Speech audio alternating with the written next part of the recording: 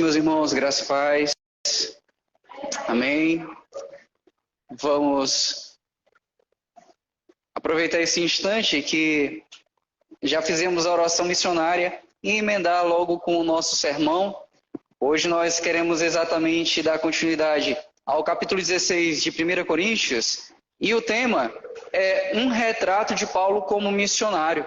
Nós vamos ver dos versículos 5 ao 9, e nós vamos ver como que Paulo expressa aqui as suas preocupações enquanto um pastor, enquanto um supervisor, enquanto um apóstolo, enquanto um missionário daquela época, um dos missionários mais profícuos ali da igreja cristã.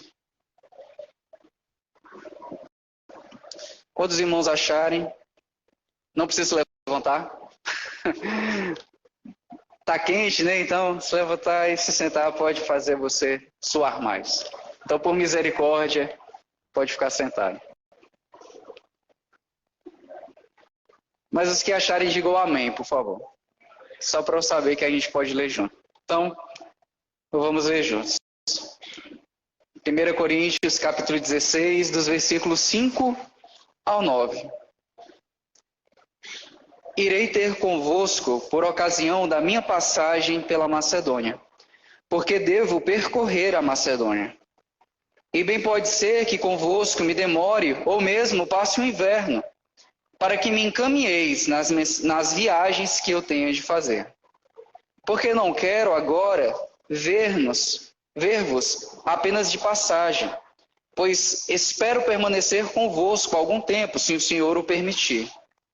Ficarei, porém, em Éfeso até o Pentecostes, porque uma porta grande e oportuna para o trabalho se me abriu, e há muitos adversários. Só até aqui, meus queridos irmãos. Vamos orar e em seguida fazermos a exposição do texto. Querido Deus, obrigado por esse instante. Obrigado pela Tua palavra que podemos ler e podemos ouvir, ó Deus, a Tua voz. Que o Senhor agora nos ilumine a mente, o coração, ó Pai, para que compreendamos a Tua palavra. Te suplicamos, ó Pai, que o Senhor aplique essas verdades que venhamos a aprender nas nossas vidas diárias. Queridos irmãos, aqui no capítulo 16, no nosso último sermão, nós trabalhamos os versículos de 1 a 4. E nós vimos que o apóstolo Paulo, ele inicia esse capítulo esclarecendo sobre as coletas aos santos. Nós explicamos o que isso significa, qual era o alvo dessas coletas, e nós vimos que especialmente essa coleta aos santos do início do capítulo 16 era voltada aos irmãos de Jerusalém. Nós aprendemos também nessa exposição desses 4 versículos sobre princípios em que nós podemos basear nosso ato de ofertar na igreja de Jesus hoje, como povo de Deus. Paulo, depois disso, então, passa a tratar sobre os seus problemas, sobre os seus planos missionários e a sua relação com a igreja de Corinto. Aprendemos com Paulo agora sobre planos missionários, sobre urgências na igreja e sobre oportunidades e desafios na obra de Deus. Então vamos lá para a exposição, meus queridos irmãos. O primeiro ponto que eu quero trabalhar com vocês é sobre os planos missionários de Paulo. E nós iniciamos isso aqui no versículo 5 mesmo. Ele diz: irei ter convosco por ocasião da minha viagem ou da minha passagem pela Macedônia, porque devo percorrer a Macedônia. Veja que Paulo inicia o trecho logo após as coletas, falando sobre os seus planos de viagem. Ele tem aí o interesse de fazer uma passagem pela Macedônia e durante essa passagem ele tiraria um tempo dela para estar com os irmãos na igreja de Corinto. É importante destacar, meus irmãos, que a viagem de Paulo, quando ele fala que estaria de passagem por algum lugar, não significa que ele vai passar algumas horas e ir embora. Não significa que essa passagem seria uma passagem curta, extremamente rápida. Mas nesses projetos que o apóstolo Paulo tem de supervisionar as igrejas, e aqui ele está falando especialmente da Macedônia, ele pretendia ter uma certa demora. É importante falar disso porque, por exemplo, os próprios coríntios, eles poderiam entender que quando o apóstolo Paulo diz lá atrás que vai passar por lá, que em breve espera ir por lá, Isso seria uma visita bastante rápida. Por exemplo, você lê comigo 1 Coríntios aqui ainda, o capítulo 4, versículo 19, o apóstolo Paulo diz, né? Mas em breve irei visitar-vos, se o Senhor quiser. Esse em breve de Paulo poderia entrar na cabeça dos coríntios como? Quando ele passar pela Macedônia, como ele vai estar aqui em breve, então a passagem dele pela Macedônia vai ser vapt-vupt. Ele vai passar numa igreja, vai passar noutra igreja. Então, Paulo, quando chega lá no capítulo 16, ele quer expressar um pouco, desenvolver o que significa um em breve apostólico. Significa chegar, oi igreja, tudo bom? Estou por aqui, estou presente, e ir embora. Mas ele quer percorrer, ele quer ter uma certa demora naquelas igrejas. O capítulo 11 também poderia gerar essa conotação aos irmãos de Corinto, aqui em 1 Coríntios, capítulo 11, no versículo 34, por exemplo. Quando ele diz, se alguém tiver fome, coma em casa, a fim de não vos reunirdes para juízo. Quanto às demais coisas, eu as ordenarei quando eu for ter convosco. Então Paulo chega aqui no capítulo 16, esclarecendo que ele ir ter com as igrejas, ele ir ter com as igrejas da Macedônia, ele ir ter com a igreja de Corinto, não é uma passagem rápida, mas uma demora. Nós já podemos inferir daqui, desse texto, que Paulo estava em Éfeso. Alguns comentaristas, eu acho interessante, que até sugerem que Paulo não esteja em Éfeso quando ele escreve a carta de 1 Coríntios. Mas, no versículo 8, ele diz isso. Ele está escrevendo a carta e ele diz, eu ficarei em Éfeso até Pentecostes. Então, ele está naquela igreja, ele está na cidade de Éfeso e provavelmente ele está no início da primavera, porque são estações do ano propícias para viagens. Primavera, verão, uma parte do outono. Naquela época, no mundo antigo, e até hoje, né, em alguns locais, é impossível fazer viagens, principalmente a cavalo ou a pé, na época do inverno.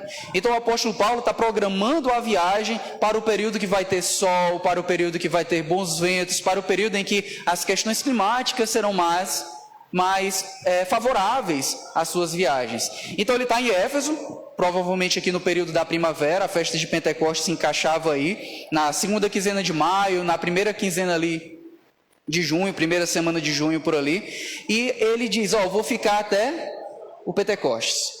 Depois desse dia, depois dessa festa, eu vou dar início à minha viagem, que é essa viagem de passar pela Macedônia e depois visitar os irmãos em Corinto, no caso. E ele não planejava ir pelo caminho mais curto. Isso é muito interessante, porque o apóstolo Paulo, ele poderia ir para Corinto pelo mar Egeu. O apóstolo Paulo, ele tem uma urgência na igreja de Corinto, ele poderia ir lá rapidamente, né, assim na navegação. E rapidamente eu digo, conforme permitia as navegações daquela época, e ele poderia ir direto para aquela igreja e tratar. Mas os planos de Paulo que ele está expondo são planos maiores de supervisão. Ele quer passar pelas igrejas da Macedônia, que já faz um tempo que ele não passa, e ele quer ir lá de via terrestre. Ao invés de pegar um barco e chegar em Corinto, ele quer fazer uma passagem por aquelas igrejas, por aqueles territórios, e percorrê-los para visitar as igrejas. Então, como ele diz que, aqui ele diz no versículo 6, e bem pode ser que convosco me demore, ou mesmo passe o inverno. Então é provável que o apóstolo Paulo está programando a sua viagem missionária assim. Estamos aqui na primavera, eu vou ficar até Pentecostes, mas depois de Pentecostes eu vou passar o verão, eu vou passar uma parte do outono, visitando as igrejas. E quando eu chegar em vocês, em Corinto, no inverno, eu vou me demorar. É provável que eu passe todo o inverno aí com vocês. Então esse é o plano de Paulo. O plano missionário de Paulo é um plano de um pastor que quer supervisionar as igrejas pelas quais ele já passou, fundando, levantando liderança, consolidando aquela igreja. E ele teve que partir para novas missões, mas agora ele quer fazer uma visita. Ele quer fazer uma visita não passageira, mas ele quer estar ali com aqueles irmãos para somar, para compartilhar, para desenvolver aquelas igrejas. E ele espera usar algumas estações do ano para realizar isso. Da mesma forma, ele espera passar o inverno em Corinto. Ele espera passar o inverno em Corinto, e é interessante porque ele casa o útil ao agradável, porque como é muito difícil viajar durante o inverno, ele pega a igreja que está dando mais trabalho na época e diz, vou aproveitar e vou passar o inverno inteiro aí.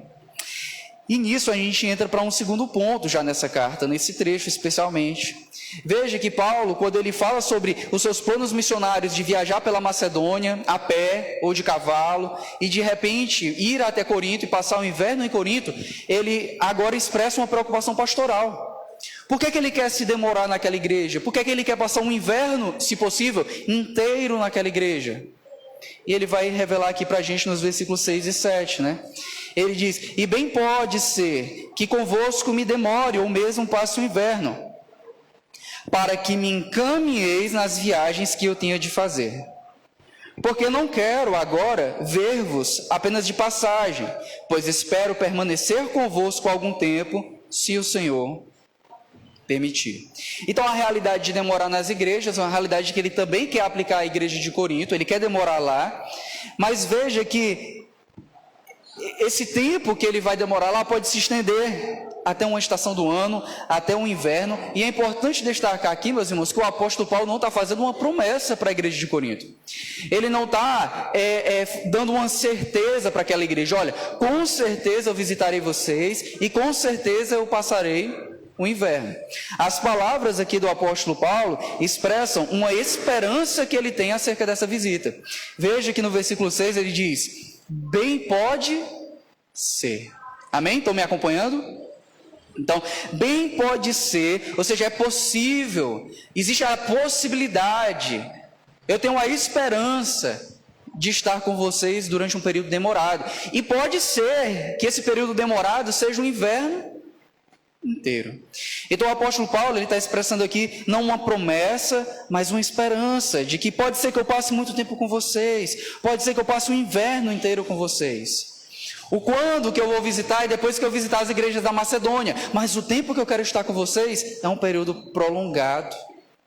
Ele não afirma com certeza, porque o apóstolo Paulo aqui vai expressar aquela confiança na certeza superior, de que os planos missionários dele têm que estar vinculados, têm que estar associados, têm que estar de acordo com os planos de Cristo.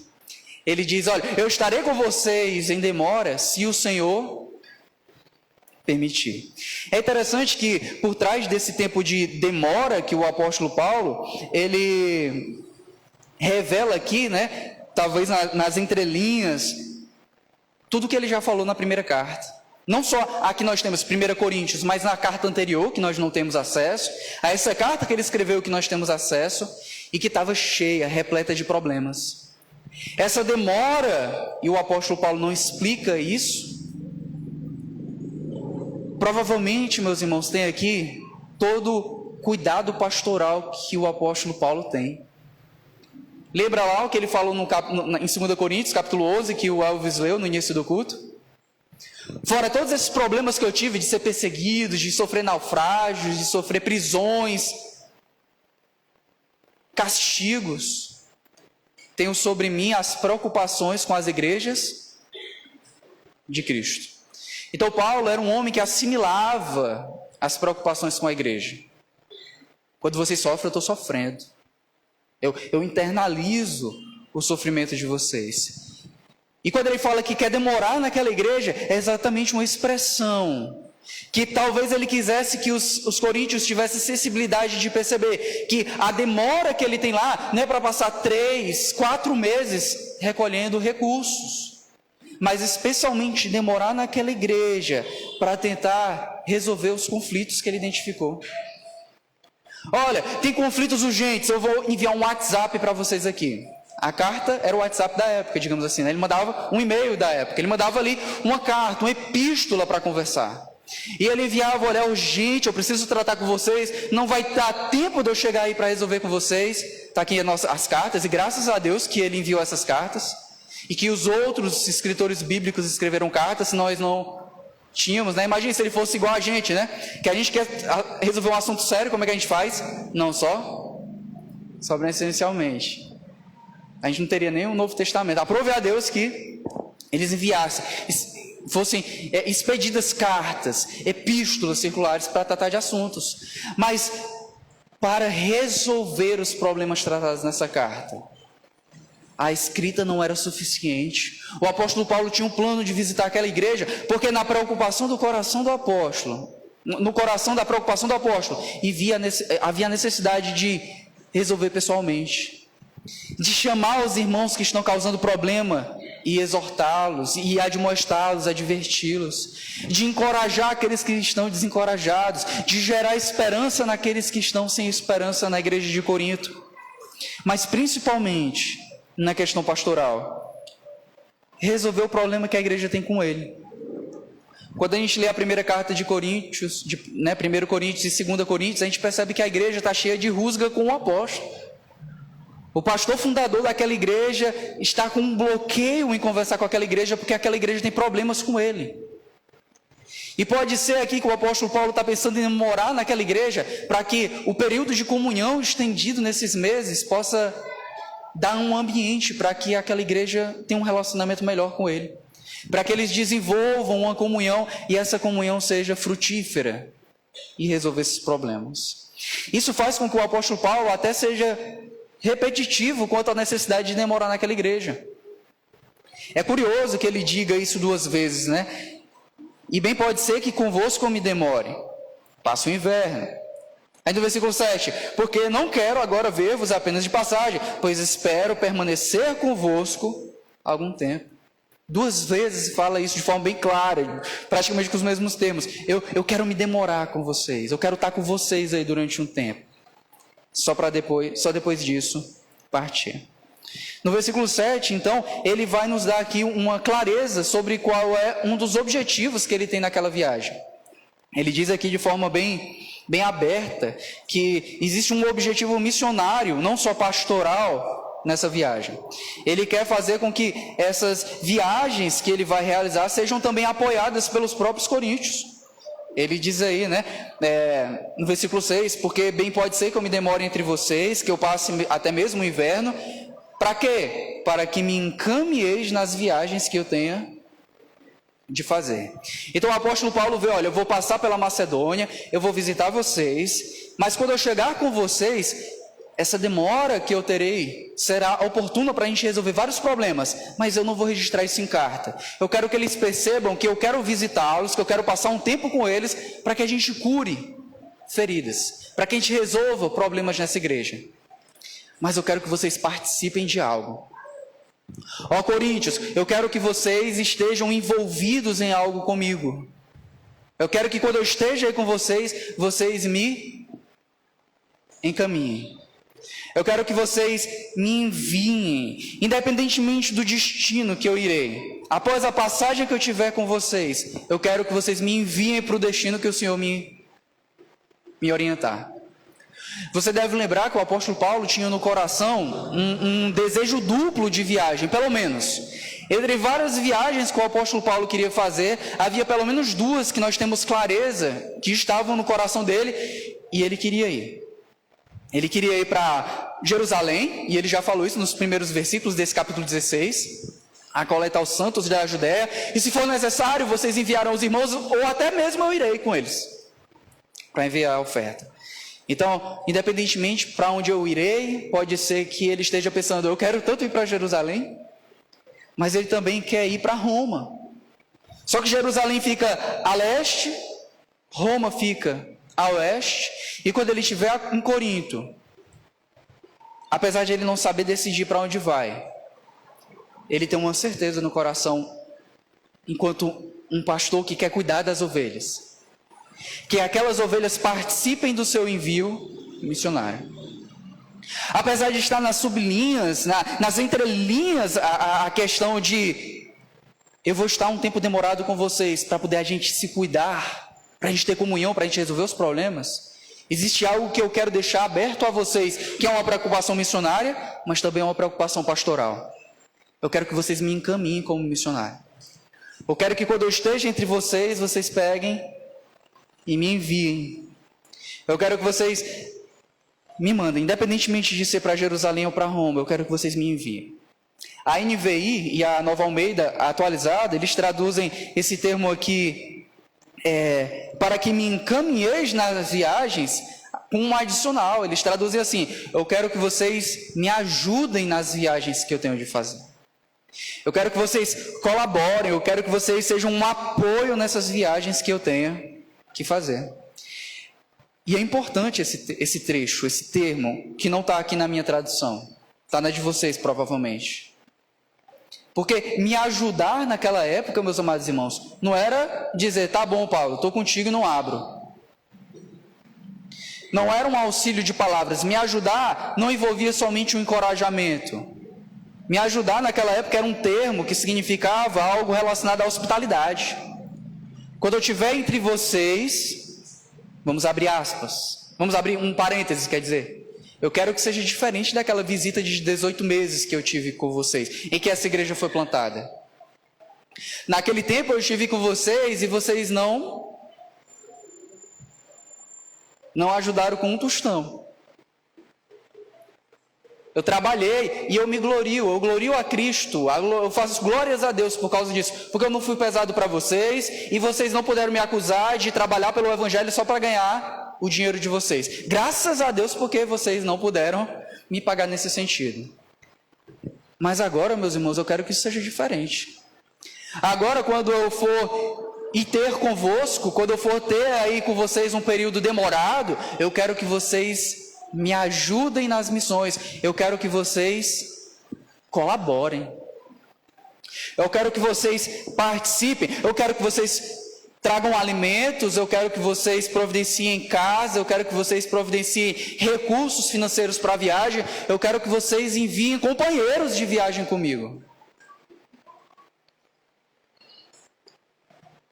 Permitir que aquela igreja participe da missão financeiramente, materialmente, era um cuidado pastoral, porque da primeira vez a igreja pecou nisso, e agora ele quer que a igreja acerte, e ele já está avisando na carta: quando eu estiver aí com vocês, meus irmãos, entre vários objetivos que eu tenho, eu quero deixar claro, eu quero que vocês participem da missão de Deus. A minha preocupação pastoral envolve cuidar dos corações, envolve cuidar dos nossos conflitos, mas envolve claramente que vocês participem da obra de Deus, da missão de Deus, de financiar, de auxiliar, apoiar, enviar missionários. Essa era a forma cristã, e especialmente cristã, de expressar hospitalidade. Tem alguém aqui no nosso meio, como foi em Atos, que foi o nascedouro dessa hospitalidade cristã? A gente falou disso no domingo passado, né? As pessoas vêm para a festa do Pentecostes, a igreja é inaugurada em Pentecostes, nasce a igreja do Senhor, várias pessoas que tinham vindo só para a festa desistem de voltar para casa, é necessário casa, comida e roupa lavada, e os irmãos começam a participar. Não, tá aqui, olha, tá aqui meu cabrito, vende, tá aqui, tá. Ah, tem 2 vaquinhas ali, vamos matar, vamos comer. Tá aqui um porco, vamos fazer. Não, porco não tinha, né? Mas, porque eles eram judeus, tá? Mas aí, vamos providenciar. Precisa de alojamento, eu vou vender um terreno. E aí a gente vai pagar alojamento para aquelas pessoas durante um tempo. A hospitalidade cristã nasce ali de uma forma poderosa. E o apóstolo Paulo deseja que essa seja a marca de todas as igrejas de Deus espalhadas pelo mundo. E ele quer que isso seja uma marca de Corinto também. Esse pedido é surpreendente, porque imagina, eu visito uma igreja. Aliás, eu não visito uma igreja, eu fundo uma igreja. Eu tenho problemas com aquela igreja, e um dos principais problemas é financeiro. Qual é a última coisa que eu vou falar numa carta com ela? Sobre dinheiro. Sobre recursos. Mas o apóstolo Paulo envia a carta, e no finalzinho dela ele diz: eu quero que vocês apoiem. Eu quero que vocês participem.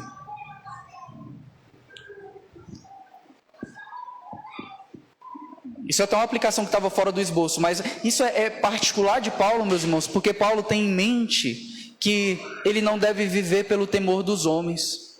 Ah, o que é que os coríntios vão achar se eu falar de dinheiro na carta, se eu falar de apoio missionário na carta, se quando eu tive entre eles, eles nem quiseram me apoiar? Jamais eu vou escrever sobre isso. Não é assim que Paulo raciocina. Se esse é um problema naquela igreja, eu preciso tratar desse problema nessa igreja. Se há um problema real nessa igreja, eu vou mencionar. Se eles vão ficar com mais raiva de mim, em alguns pontos, como a gente vai ver na segunda carta, eu tenho sensibilidade para privá-los disso, para não, de forma desnecessária, não aguçar os problemas que nós temos. Mas se for necessário, está aqui. Irmãos, participem, me auxiliem. Aquilo que vocês fizeram comigo, e eu mencionei no capítulo 9, eu não quero que vocês façam de novo. Participem da missão de Deus. Esse é o meu propósito de estar aí. Eu estou dando para vocês a oportunidade de participar da missão de Deus, de crescer, de amadurecer e financiar a minha ida, a minha viagem para outros campos missionários. E o terceiro e último ponto nessa passagem que nós lemos. Nós vamos ver agora a realidade missionária de Paulo. Não só a preocupação missionária, não só a preocupação pastoral de Paulo, mas qual é a realidade missionária que o apóstolo Paulo vive. Veja aqui no versículo 8 e 9, ele diz: ficarei, porém, em Éfeso até o Pentecostes. Versículo 9, porque uma porta grande e oportuna para o trabalho se me abriu, e há muitos adversários. Meus queridos irmãos, veja o raciocínio de Paulo, o desenvolvimento dele nesses versículos que nós lemos. Olha, eu vou viajar para Macedônia, eu não vou fazer a rota marítima, eu vou fazer a rota a pé, porque eu quero me demorar por elas, mas o alvo ali é chegar a vocês. Eu quero chegar em Corinto, eu quero me demorar em Corinto com vocês, e agora eu quero falar não sobre o que está no futuro, mas o que está agora. Qual é a minha realidade agora? Eu estou em Éfeso, mas eu não quero partir tão logo. Eu estou em Éfeso, mas eu não quero sair no final do dia, quando terminar de redigir essa carta, pegar minha mala e partir. Paulo, ele fala sobre o seu período presente, e tem muita coisa ali quando ele diz: eu quero ficar aqui até o Pentecostes. O Pentecostes, meus irmãos, ela era uma festa judaica. E você deve lembrar que os judeus, eles têm uma marcação temporal muito vinculada a dias específicos. Por exemplo, semanalmente está muito vinculado ao sábado. Mas o calendário anual dos judeus está muito vinculado ao calendário litúrgico, digamos assim, às festas anuais. E uma das festas principais para os judeus era a festa de Pentecostes. A igreja cristã, embora tenha um nascedouro judaico, é cheia de gentios. E por que que Pentecostes passa a ser tão importante nas igrejas do primeiro século? Por causa do vínculo que a festa tem com o nascimento da igreja. A igreja nasceu no dia de Pentecostes. Toda igreja, por causa disso, é pentecostal, tá certo? No sentido de que toda igreja nasceu no dia de Pentecostes. É a inauguração do último capítulo do mundo. A dispensação da igreja, o período em que Cristo está chamando pessoas de toda língua, tribo e nação para fazer para si um povo em Cristo Jesus, até o dia da sua volta. Essa data é importante para os judeus e agora também para os gentios que são cristãos. E Paulo está lá em Éfeso e diz: olha, eu vou me demorar aqui, eu estou referenciando que eu vou me demorar até o dia de Pentecostes.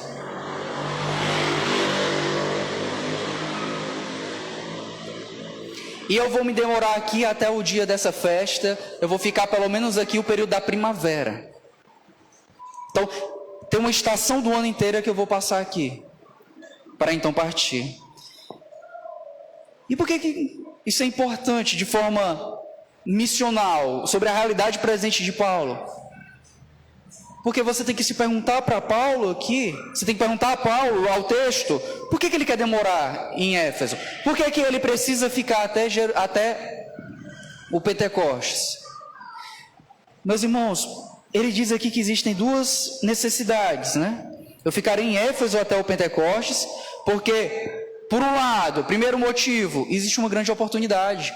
Uma oportunidade, uma porta grande e oportuna para o trabalho se me abriu.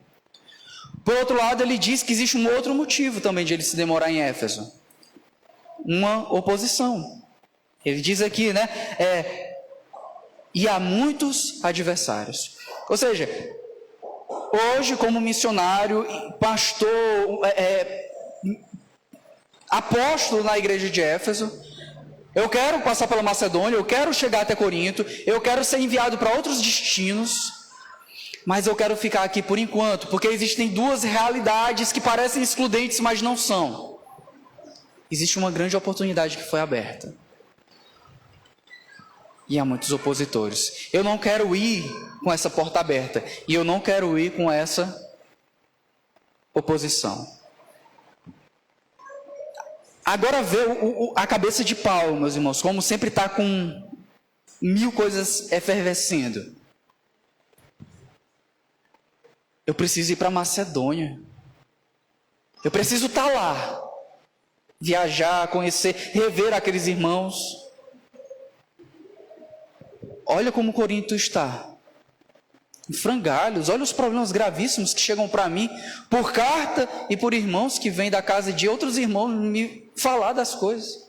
Eu preciso de passar por lá. Mas eu também preciso estar aqui. Aqui tem uma grande oportunidade, aqui tem uma grande oposição. Paulo não pode ser um missionário sem planejamento. Infelizmente, né? As pessoas hoje vinculam missão à desorganização. É missionário nos seus próprios termos, é missionário da forma que quer, é missionário conforme sua própria agenda. Mas Paulo, ele vê um campo em que está tudo branquinho, mas os trabalhadores são poucos. E como Paulo, ser humano como nós, não pode se dividir para estar em vários locais ao mesmo tempo, ele tem que montar um programa de trabalho. E o programa dele envolve, em primeiro lugar, eu vou trabalhar com essa oportunidade, com essa oposição. Depois eu vou passar pela Macedônia e vou chegar aos Coríntios. Porque essa igreja aqui em Éfeso, uma igreja jovem, uma igreja recém-plantada, ela está cheia de oportunidades. Muitas pessoas para conhecer Jesus. Mas à medida que essas pessoas conhecerem Jesus, vai ter problemas. Amém? Ele sabe que à medida que as pessoas conhecerem Jesus, problemas que houveram em outras cidades vão acontecer ali também.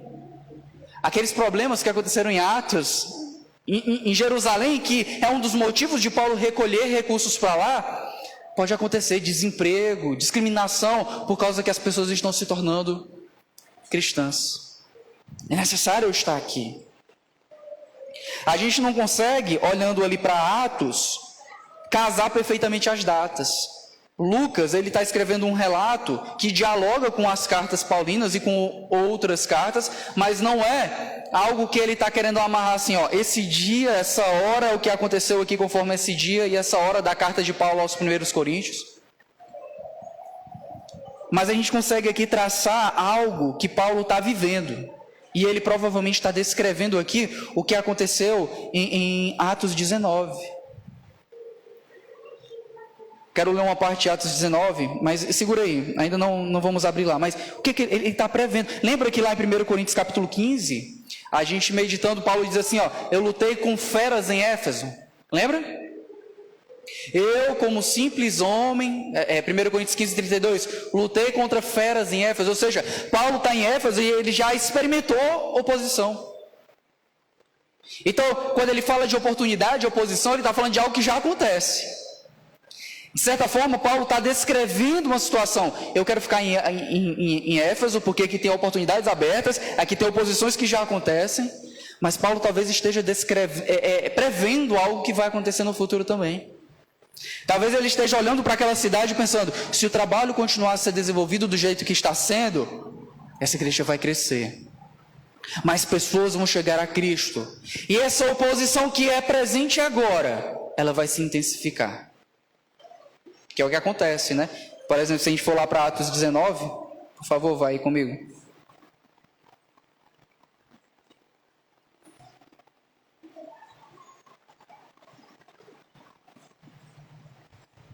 A partir do versículo 23. Por esse tempo, houve grande alvoroço acerca do caminho, pois um ourives chamado Demétrio, que fazia de prata nichos de Diana e que dava muito lucro aos artífices, convocando-os juntamente com outros da mesma profissão, disse-lhes: Senhores, sabeis que deste ofício vem a nossa prosperidade, e estáis vendo e ouvindo que não só em Éfeso, mas em quase toda a Ásia, esse Paulo tem persuadido e desencaminhado muita gente, afirmando não serem deuses o que são feitos por mãos humanas. Não somente há o perigo de a nossa profissão cair em descrédito, como também o de o próprio templo da grande deusa, Diana, ser estimado em nada, e ser mesmo destruída a majestade daquela que toda a Ásia e o mundo adoram. Ouvindo isso, encheram-se de furor e clamavam: Grande é a Diana dos Efésios! Foi a cidade tomada de confusão e todos, a uma, arremeteram para o teatro, arrebatando os macedônios Gaio e Aristarco, companheiros de Paulo. Querendo este apresentar-se ao povo, não lhe permitiram os discípulos. Também as iarcas, que eram amigos de Paulo, mandaram rogar-lhe que não se arriscassem ao teatro. Uns, pois, gritavam de uma forma, outros de outra, porque a assembleia caíra em confusão. E, na sua maior parte, nem sabiam por que motivo estavam reunidos. Então tiraram Alexandre dentre a multidão, impelindo os judeus para a frente. Este, acenando com a mão, queria falar ao povo. Quando, porém, reconheceram que ele era judeu, todos, a uma voz, gritaram por espaço de quase 2 horas: Grande é a Diana dos Efésios! O escrivão da cidade, tendo apaziguado o povo, disse: Senhores Efésios, quem porventura não sabe que a cidade de Éfeso é guardiã do templo da grande Diana e da imagem que caiu de Júpiter? Ora, não podendo isto ser contraditado, convém que vos mantenhais calmos e nada façais precipitadamente. Porque estes homens que aqui trouxestes não são sacrílegos, mas nem blasfemam contra a nossa deusa. Portanto, se Demétrio e os artífices que o acompanham têm alguma queixa contra alguém, há audiências e procônsules que se acusem uns aos outros. Mas se alguma outra coisa pleiteais, será decidida em assembleia regular. Porque também corremos perigo de que por hoje sejamos acusados de sedição, não havendo motivo algum que possamos alegar para justificar esse ajuntamento. E havendo dito isto, dissolveu a assembleia. Meus irmãos, observa aí. Paulo provavelmente está olhando isso. O encaminhamento para essa situação. Olha, essa cidade é mantida pelo turismo religioso em volta da deusa Diana. Muita gente está se convertendo e a oportunidade que acontece é de mais gente se converter. É provável, vamos abrir aspas, né, que os sindicatos, as associações de artífices, de ourives, detestem isso e haja oposição, e haja violência. Então o apóstolo Paulo, prevendo essa situação, ele diz: olha, eu quero ir, mas é necessário que eu fique. Essa, meus irmãos, esse versículo 9, né? Oportunidade de oposição, é a síntese da ambiguidade da vida missionária do apóstolo Paulo.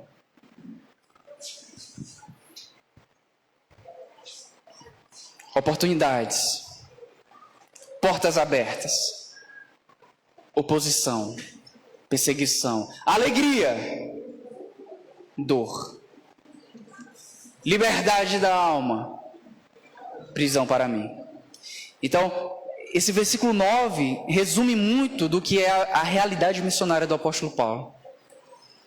Então, a gente precisa ressignificar quando o cristão diz que tudo está bem, né? Às vezes, quando tudo está bem, se o apóstolo dissesse isso para nós, não significa que ele está vivendo sem nenhum tipo de oposição, dor, sofrimento. Uma porta está aberta e há milhões de feras querendo devorá-lo e querendo devorar os irmãos. Eu quero fazer então algumas aplicações, meus irmãos. A primeira delas é que a missão de Deus é imperativa. Olha aqui a pressão na cabeça do apóstolo Paulo novamente. Eu quero ir para Corinto, eu preciso ir para Corinto, Corinto precisa de mim, eu preciso visitar os macedônios, eu prometi, eu tenho grande expectativa e eles esperam que eu passe por lá, mas eu preciso ficar aqui em Éfeso, porque tem uma obra promissora aqui.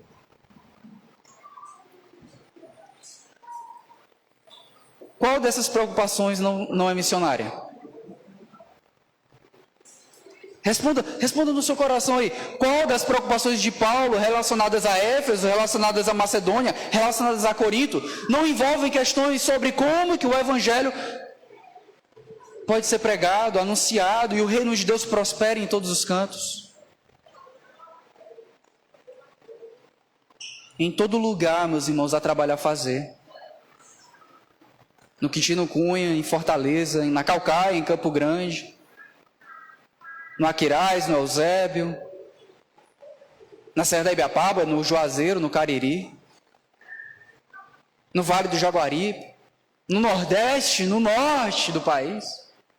Em todo lugar há trabalho a fazer. E na cabeça de Paulo não existe somente a preocupação, e se é que existe, obviamente, qual é o próximo boleto? Jovem cristão, pelo amor de Deus, a galera vai chegando aos 18, 19 anos, 20 anos, e vai entrando na vida adulta, e diz assim, ó, a vida adulta é só boleto. Meus irmãos, isso é o que Eclesiastes já devia ter te ensinado. A vida é só boleto, a vida é só não sei o quê. A palavra de Deus já devia ter te ensinado isso, que se você olhar somente para as coisas desse mundo, a realidade debaixo do sol é só enfado. O que ele disse para os jovens?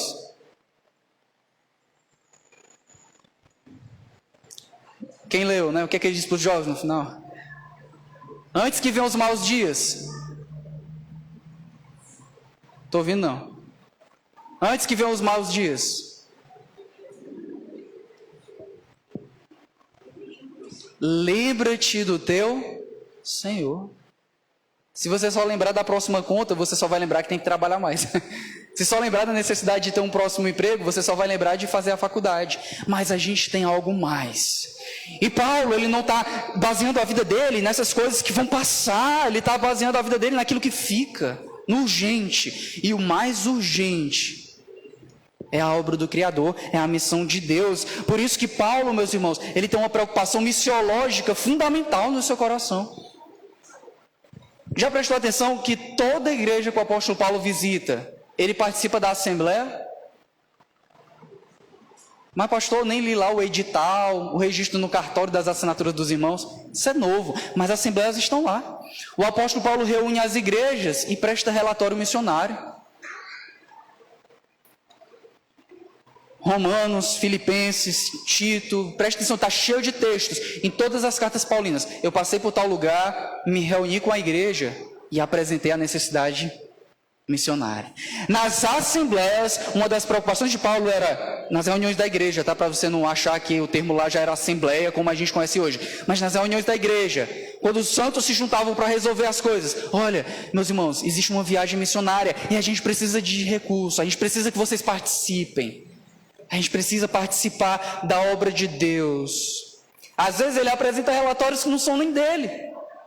Por exemplo, em Filipenses 2, 19 a 30, ele fala da missão dos companheiros. Irmãos, eu estou aqui para falar com vocês, olha, fulano, vão para um local missionário. Apoiem, auxiliem, ajudem, participem.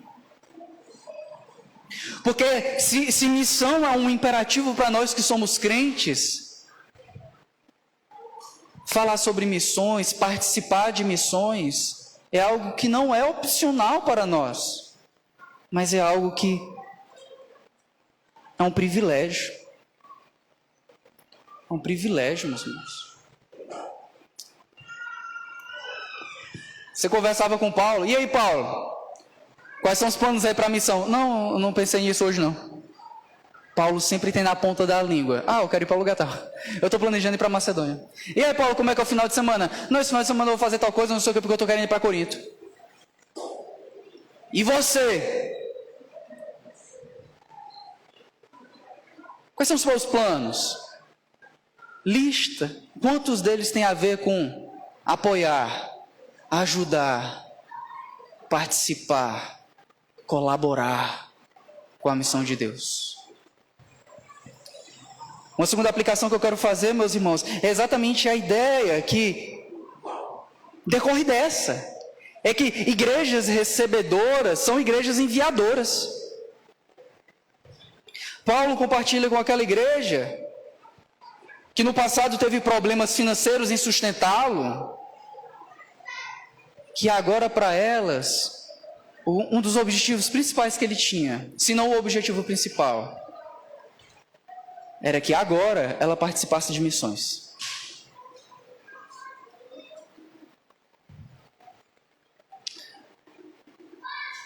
Olha, 1 Coríntios capítulo 16, versículo 1. Quanto à coleta aos santos. Ó irmãos gentios, irmãos judeus, eu quero que vocês tenham comunhão. Eu quero que a igreja gentílica, ela participe das dores dos irmãos judeus, porque eles têm passado por necessidades. E eu quero que os judeus entrem em comunhão com os gentios, recebendo de bom grado, com gratidão, as ofertas deles. Comunhão, né? Participa. Mas existe uma outra coisa. Eu quero que todas as igrejas participem do envio de missionários. Eu quero que todas as igrejas que eu passem, eu não passe de passagem, mas que eu esteja ali para que aquela igreja me envie.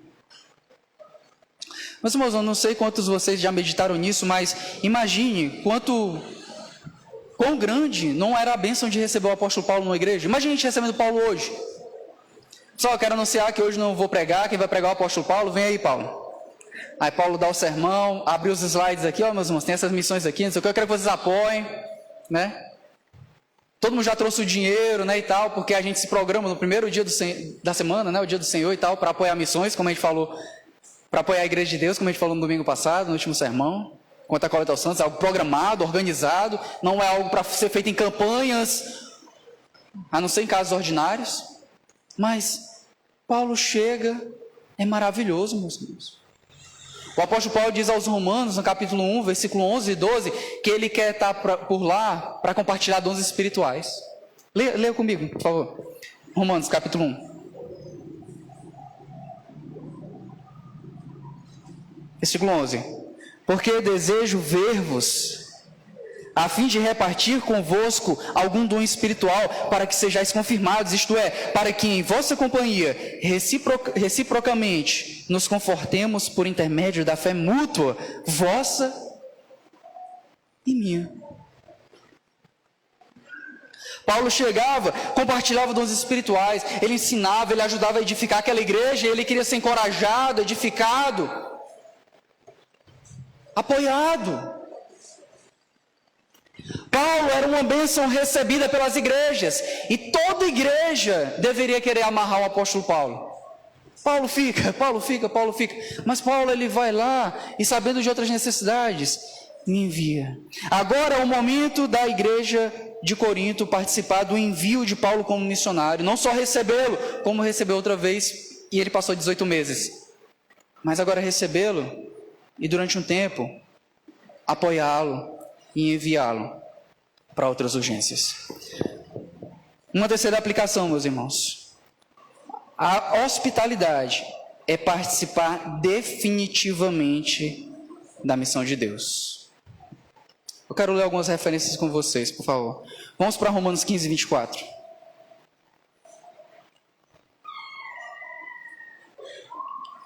Penso em fazê-lo quando em viagem para a Espanha, pois espero que de passagem estarei convosco, e que para lá seja por vós encaminhado, depois de haver primeiro desfrutado um pouco da vossa companhia.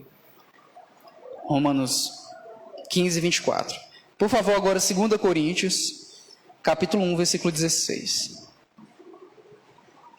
E por vosso intermédio passar a Macedônia, e da Macedônia voltar-me a encontrar convosco, e ser encaminhado por vós para a Judéia. Por favor, agora Tito 3. Versículo 13. Encaminham com diligência Zenas, um intérprete da lei, e Apolo, a fim de que não lhes falte coisa alguma. E agora 3 João, por favor. O versículo de número 6. Esse aqui, para mim, é o cara, é o versículo. Olha aí. Os quais, perante a igreja, deram testemunho do seu amor. Do teu amor. Bem farás, encaminhando-os em sua jornada de modo digno de Deus.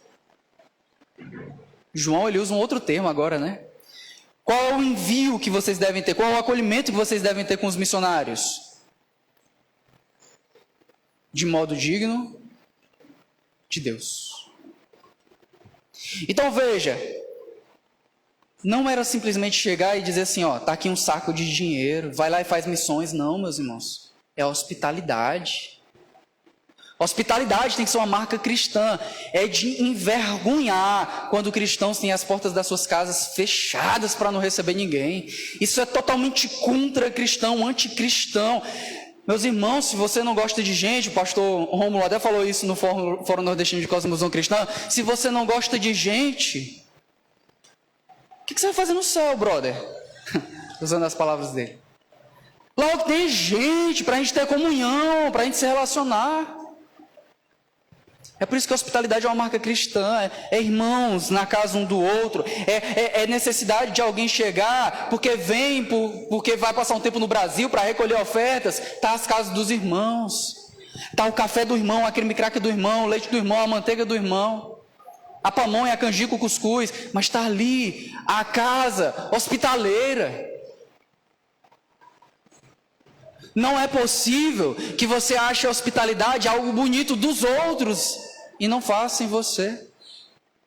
As nossas casas, meus irmãos, tem que ser lares onde as pessoas chegam feridas e saem um pouco menos doloridas, se não curadas.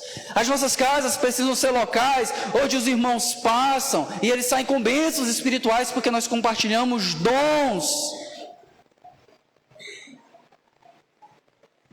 Boa parte da incapacidade da igreja sustentar a obra de Deus quanto missões não é sentido no caixa da igreja, é sentido na hospitalidade dos irmãos. Irmãos que não são hospitaleiros dificilmente são colaboradores verdadeiros e constantes de missões. Eles são só o quebra-galho, só o severino. A hospitalidade, receber, doar, se repartir, não só com os familiares, mas com os outros. Nisso que a palavra diz, quando a palavra de Deus diz assim, ó, lá em Provérbios, pois há amigos mais chegados que irmãos, ele está falando, meus irmãos, que às vezes nós temos nas nossas casas, presente no nosso dia a dia, mais amigos do que geralmente os parentes. Ou seja, é normal na vida da gente, geralmente ter uma frequência maior de amigos na nossa casa do que alguns parentes. Se há diferença nisso, algumas casas têm mais parentes do que amigos, a palavra de Deus não está dizendo que essa realidade não existe e que ela é antibíblica, mas que é comum. Há amigos mais chegados do que irmãos. Há gente na nossa casa que frequenta mais a nossa casa do que os nossos irmãos, parentes. Mas, queridos irmãos, isso reflete a ideia bíblica de que é plausível, é bom que as nossas casas sejam casas abertas para recepção. Abertas para que os nossos irmãos encontrem abrigo, sejam reabastecidos e sigam. Para que missionários venham, sejam tratados, sejam apoiados, sejam alvo dos nossos recursos, para que eles possam seguir. Paulo não experimentou isso da primeira vez, mas agora ele quer estar naquela igreja e ser enviado, e ser encaminhado. Amém? Quem não diz amém é porque fechou as portas da casa. Amém ou não amém? Uma quarta aplicação, meus irmãos. Saiba identificar a fonte de suas oposições.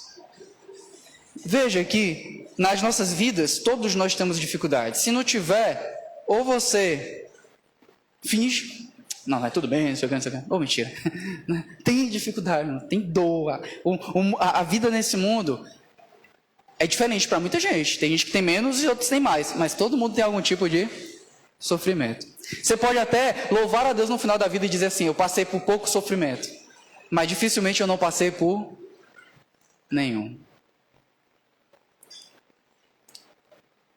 Mas essas dificuldades, essas dores, esses sofrimentos podem ter causas distintas. Tem muitos irmãos que têm dificuldades, e essas dificuldades, quando a gente vai ver no aconselhamento, estão relacionadas a debilidades da própria formação da pessoa, da história de vida daquela pessoa. Eu tenho dificuldade com palavreado, que eu vim de um local de palavras de baixo calão. Então, eu tive dificuldade com isso. Eu vim de um ambiente sexualmente depravado, extremamente pornográfico. Então, uma das minhas batalhas é a batalha na mente contra a pornografia. Eu vim de um contexto onde todo mundo era desorganizado financeiramente. Eu casei e sou um desorganizado no meu casamento.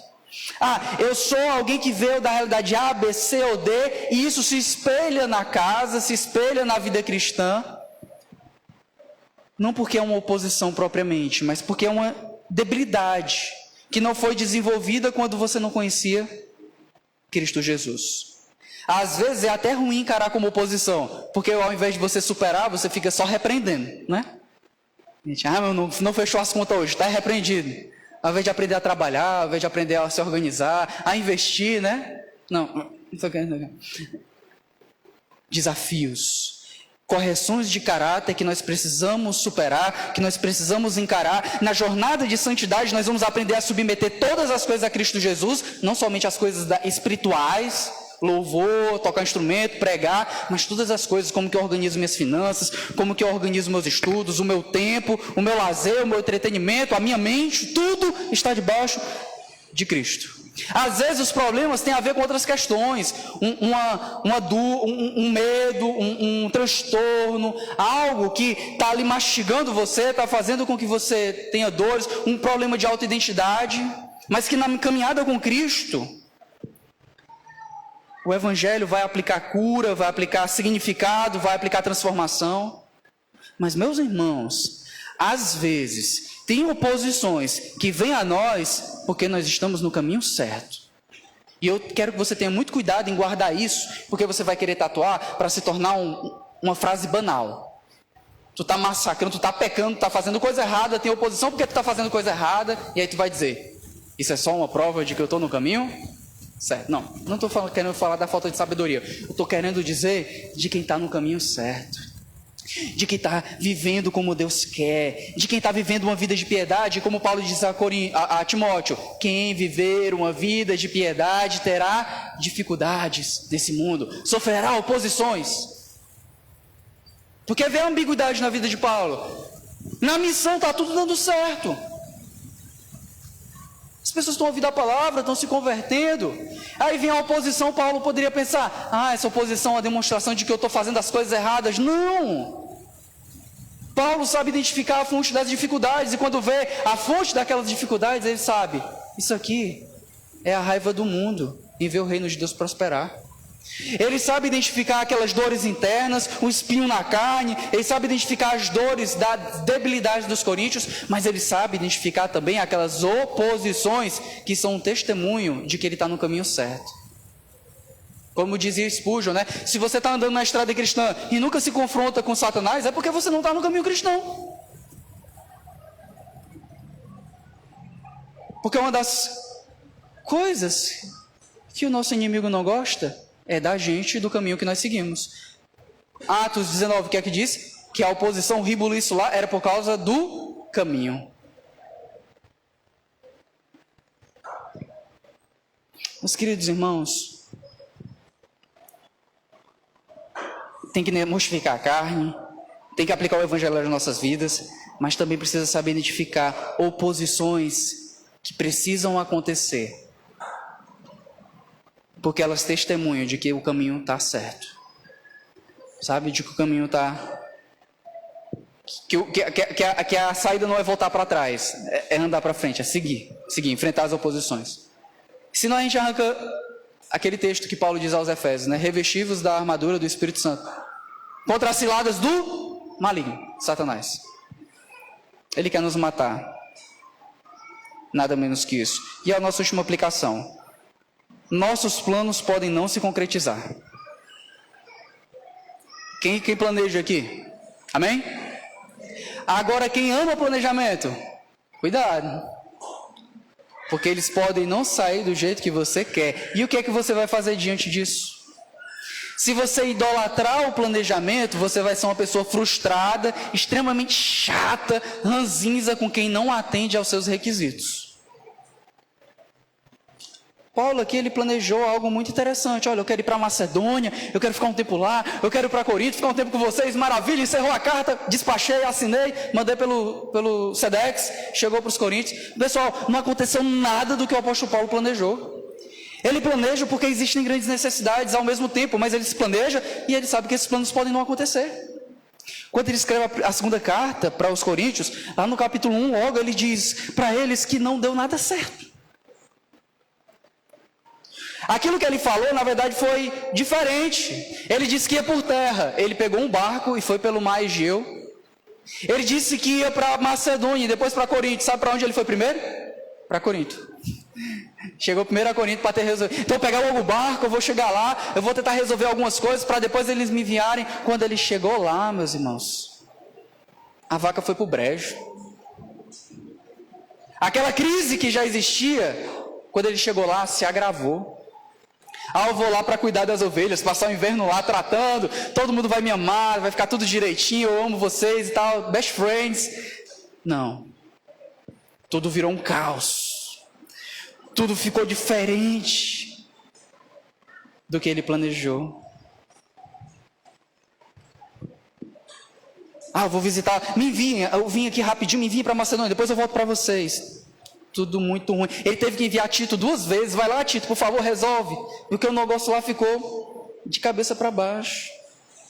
A gente tinha uma crise, essa crise duplicou, triplicou, está muito mais difícil. A gente vai ver isso na segunda carta, o quanto que ficou complexa a vida dele com aquela igreja. Deu tudo errado. Deu tudo errado. Ele pensou que estava andando na estrada certa, quando chegou lá no final, o carro caiu no abismo. A gente vê Paulo, quem lê o 2 Coríntios, lê 1 Coríntios 16 e fica: ô Paulo, esse trecho aqui está tão bonito, mas vai ser tudo diferente. É por isso que ele diz no versículo 7, né, irmãos? Se Cristo o permitir. Eu estou fazendo planos, eu tenho a esperança de visitar vocês, mas sabe quando que isso vai acontecer? Se Cristo o permitir, meus amados irmãos. Se for da vontade de Cristo, isso vai acontecer. E sabe o que é que acontece?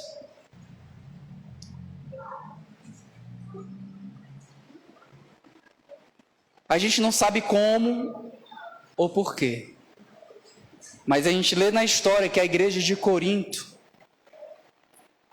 se torna uma igreja espiritualmente ajustada. Amém? Você está vendo aqui como é que são os planos de Deus? Ah, eu vou lá e tal, vou passar o inverno, não sei o quê, porque vai dar um resultado bom. Deu tudo o contrário, virou um negócio doido. A igreja passou a ter mais problemas com Paulo, mas no final, tudo cooperou para que as coisas se realizassem da melhor forma possível. Os nossos planos podem não se realizar, mas os planos de Cristo sempre vão acontecer no final. Amém? Vamos orar.